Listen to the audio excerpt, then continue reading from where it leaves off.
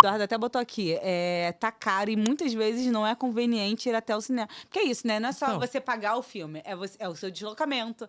Você não vai no cinema sem comer uma pipoca, ou então sem comprar um doce nas lojas americanas, né? Você pode até ir, mas assim, é raro você ver uma pessoa que parece que a gente sente a necessidade, porque o cinema ele pede para que você esteja ali, você se sente mais confortável Sim. comendo alguma coisa, né? Não, e é por isso que a experiência shopping é uma experiência que tem se tornado uma experiência em crise, né? Porque ela faz com que esse sujeito precise gastar mais do que ele poderia gastar. Sim. Porque é isso, o capitalismo ele vai criando suas próprias contradições. Então, a mesma solução para o problema anterior, que foi a criação do shopping, portanto, estabelecer uma dinâmica de consumo geral, é a mesma razão da crise posterior, que é esse sujeito que não mais consegue ir ao shopping e consumir tudo que lhe é oferecido, né? Então, de fato, tá caro ir no cinema. E ninguém tá negando isso e assim, é caro pra cacete. Só que a grande questão aqui não é essa. Porque no cenário pré-pandêmico, a gente precisa lembrar que em 2019 ainda, Capitã Marvel foi um sucesso de bilheteria, bateu 1 bilhão. Em 2019, se a gente for fazer lá a nossa retrospectiva, são muitos filmes daquele ano que chegaram a bater 1 bilhão. E o ingresso estava caro. Sim. O ingresso estava caro no cenário pandêmico.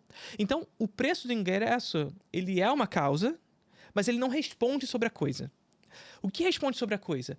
Depois da pandemia, surge um novo tipo de dinâmica que estabelece um novo tipo de espectador que agora, em razão disso, entende que existe no streaming um cenário verdadeiramente competitivo em relação à sala. E aí, quando o Eduardo fala sobre não compensa, é justamente isso. Não compensa por quê? Porque ele pode assistir em casa. Entende? Não havia antes essa ideia consolidada. Era possível fazer, mas não havia essa ideia consolidada de que eu poderia ficar em casa e assistir, em detrimento de ir até a sala do cinema. Eu acho que cabe também, assim, é óbvio que tem toda a questão de preço, a questão né, do orçamento que a gente tem disponível, porque, assim, a gente cada vez ganha menos para cada vez trabalhar mais, né? Então, existe também a população brasileira dividindo no que ela quer realmente investir aquele dinheiro. Mas também eu acho que quando a pessoa ela tem alguma preocupação com o cenário de produções, de cultura, etc., cabe também um pouco desse pensamento crítico de se colocar no lugar de tipo, caramba, mas se não existisse o streaming, eu estaria indo, né? Então, é legal você continuar incentivando para que isso exista, né? Então, assim... Sobretudo cinemas de rua, cinemas... Sobretudo cinemas de rua, que a gente quase... Gente, cinemas de rua, a gente tem o quê? Aqui no Rio de Janeiro? Botafogo, Zona Sul... E assim, eu vou fechar mais portas para vocês, NMA. Tá. Bia, desculpa. Mas é isso, assim, também pra substituir streaming pra ir na Kinoplex e o CI, porra, dá no mesmo, sabe? É isso, o Eduardo falou aqui, cada vez os filmes estão indo cada vez mais rápido pros streamings. Superman, pelo que ele falou aqui, já tá no streaming. Não tá, gente, tá? Não, deve estar pra aluguel. Talvez dê pra... Porra, mas ainda assim, você aluga por o quê? Por R$19,90? R$20 por aí. Entendeu? A pessoa não precisa botar gasolina no carro, então pegar um ônibus, um metrô pra ir. Não, esse é um... Foda pra caralho. É difícil de você competir realmente. Não, essa é uma razão. Inclusive, tem muitas questões, inclusive sobre a regulamentação do streaming em relação a isso, sobre essa... A dita janela de exibição, de sair do cinema e muito rapidamente ir pro streaming. Muitos filmes médios ou grandes que não conseguiram bater suficientemente as bilheterias porque o cinema tá em crise. E é isso, o cinema tá em crise. Aí o filme vai lá ao estúdio e investe 200 milhões. Continua investindo 200 milhões mesmo em crise. Aí o filme não bate os 200 milhões. O que eles fazem? Preciso resgatar esse dinheiro, recuperar esse dinheiro urgente. E aí bota direto pro streaming. Gente, e aí, isso, o que você faz com isso? Você cria no espectador a ideia de que, eu não preciso ir no cinema porque eu vou esperar. Se você esperasse o tempo... reparar que isso tudo é o capitalismo agindo de uma forma endemonizando, assim. Não, é absurdo. O capitalismo, ele cria a sua própria contradição. Sim. E quando a gente fala sobre essa dinâmica da janela de exibição, diz muito sobre isso. A gente tem um filme que custa 200 milhões. Aí, num momento de crise, o capitalismo, os estúdios vão lá e falam assim, vou pagar 200 milhões porque esse filme vai me salvar. Aí paga 200 milhões, o filme faz 300 nas bilheterias, não paga o seu custo porque tem distribuição. Aí o que ele fala? Porra, me fudi. O que eu preciso fazer? Vou estender o espaço de exploração desse título. Vou jogar direto pro streaming. Não vou esperar um tempo pra isso. Mas aí por que o capitalismo cria essa contradição? Porque na próxima vez que esse estúdio lançar um filme, o espectador sabe, não, eu vou esperar porque ele vai lançar. Sim. Sabe? Então o capitalismo ele ao mesmo tempo em que ele tenta solucionar seus problemas, ele vai criar sua contradição. Sim. Ai, gente, desculpa. Dixopai botou assim: acho complexo, algumas pessoas vão no cinema como um lazer para se divertir. Algumas pessoas não levam o ambiente do cinema tão a sério. Mal educados, mas às vezes nem fazem por mal. Gente, é isso. Às vezes eu tenho a sensação de que as pessoas, não todas, tá? Mas assim, principalmente alguns jovens, também não todos, eu tenho medo até do que eu vou falar aqui de pegar mal. Mas a sensação que eu tenho é que o ser humano está ficando muito mal educado às vezes. Parece que não se tem... Eu acho que perdeu-se a forma de consumir o cinema. As pessoas não sabem mais o que é consumir o cinema. Porque ele virou tanto um espetáculo, principalmente quando a gente vai ver os filmes da Marvel, no qual a pessoa que está ali, os atores, né? Enfim, o roteiro é feito para que eles contracenem direto com quem está ali vendo.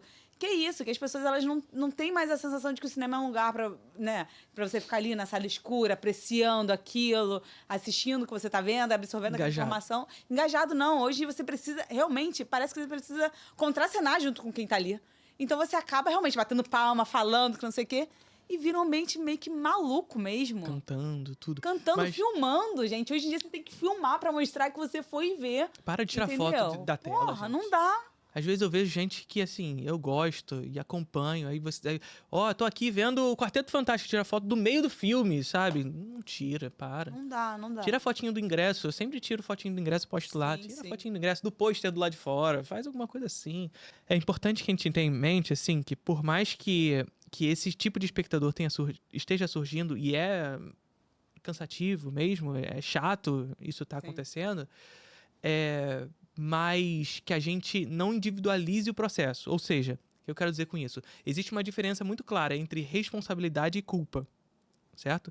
Então, é responsabilidade dessas pessoas não mexerem no celular. É responsabilidade dessas pessoas não tirarem foto da tela para atrapalhar o amiguinho com a porra da luz na tua cara. É responsabilidade dessas pessoas não ficarem conversando no cinema, sobretudo se você é uma pessoa adulta, e num filme de adultos. Também não é em filme infantil, virar falar que as crianças chatas pra caralho, porque as pessoas adoram demonizar criança. Filme infantil, esperem sim que as crianças tenham, consigam expressar aquilo que elas estão sentindo, porque a criança, ela é um ser sociável ainda, diferente do adulto. Mas aí o adulto, ele vai se tornando um ser cada vez mais dentro da sua individualidade. A criança é um ser sociável, então ela vai querer interagir com aquilo que ela tá vendo. E aí o problema, na verdade, nessas exibições de filmes infantis, não é a criança. É o adulto do lado dessa criança gravando a tela. É isso. E aí o que ele tá fazendo? Tá criando um outro espectador que acha que isso é normal. É aí que é o problema. São os espelhos dos pais. Aí que tá o problema. Existe o espelhamento com relação a isso. Sim. Mas, enfim, eu tava até em outro lugar, que eu até me perdi. Eu te levo para outros lugares mesmo, eu sou assim. Não faz parte. A gente tem essa... a gente não tem que individualizar essa culpa. Existe uma responsabilidade desses sujeitos, ele não tem que ficar com a tela na tua cara, conversando e tirando fotos, jogando pipoca pro alto. Não tem que fazer nada disso. Mas a culpa disso é outra. Percebe a diferença? E isso a gente vê ao longo da história. E por que eu digo isso? E aqui, para além de uma relação moral, tá? Para além de dizer se é bom ou ruim o que está acontecendo agora. Ao longo a gente tem hoje uma ideia purista e nostálgica do que é ser um espectador de cinema. Porque a gente viveu uma década, sobretudo onde não havia smartphones e, portanto, essa distinção entre dois espaços distintos, em que eu preciso estar cronicamente online, né? Inclusive na sala do cinema. A gente viveu essa época onde ir ao cinema, de fato, era estar numa sala escura, engajado com o filme que está na sua frente. Onde não havia uma época de hiperestímulos e de falta de atenção. A gente vive essa época. As pessoas não conseguem prestar atenção por 2 horas num filme. Não conseguem. E as pessoas não conseguem fazer isso não é porque individualmente elas não conseguem, mas porque elas foram construídas nessa direção. Por uma sociedade de hiperestímulos, por uma sociedade onde existe essa segunda tela, que acaba se tornando, na verdade, até mesmo a primeira, onde ela fica rolando o vídeo pra cima o tempo inteiro, e é vídeo rápido, onde você não consegue deixar de ficar vendo Acaba que o aquilo. nosso cérebro tá treinado para isso, né? Para consumo de informação rápida. Sim. E isso, né? E aí nascem muitas tias do WhatsApp, infelizmente. Porque assim, é isso, você não tá acostumada a parar para ler, a saber o contexto da história, a saber o contexto da informação. Você simplesmente vai só reproduzindo, porque para que você vai parar para ler, saber o fim da informação, ou ter um pensamento crítico sobre aquilo? Sim. Não tem porquê, né? Sim, perfeito. E aí, por isso que eu digo que não, pra gente não levar a culpa pra isso, porque essa visão nostálgica de um espectador silencioso e engajado, ela é falsa. Ela é parte de um tempo específico, mas nem sempre foi assim. A gente falou lá dos Vaudevilles, as pessoas ficavam bebendo e comemorando enquanto estava rolando um filme. Sim, sim. Depois esse espectador foi construído e agora está mudando. Sim. Logo depois da pandemia, começou a surgir um monte de gente discutindo quem seria aquele que ia salvar o cinema. Né? Porque tem que ter sempre um salvador. Porque no capitalismo é assim. O salvador é sempre um indivíduo. O indivíduo vai salvar o cinema e não uma ação coletiva que vai fazer com que as pessoas voltem ao cinema, etc. Não, um indivíduo. Aí quem eram esses indivíduos? Era o Christopher Nolan, que ia fazer o Oppenheimer, e a Greta Gerwig, que ia fazer Barbie.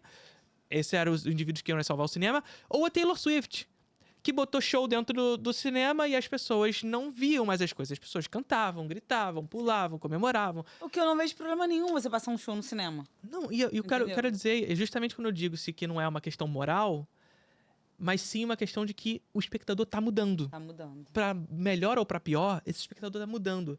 A Marvel construiu esse espectador, botando o bonequinho parado 2 segundinhos pra tu bater palma pra ele. E vale dizer que os próprios diretores da Marvel, em algum lugar, já estão começando a se arrepender de terem participado desse processo, né?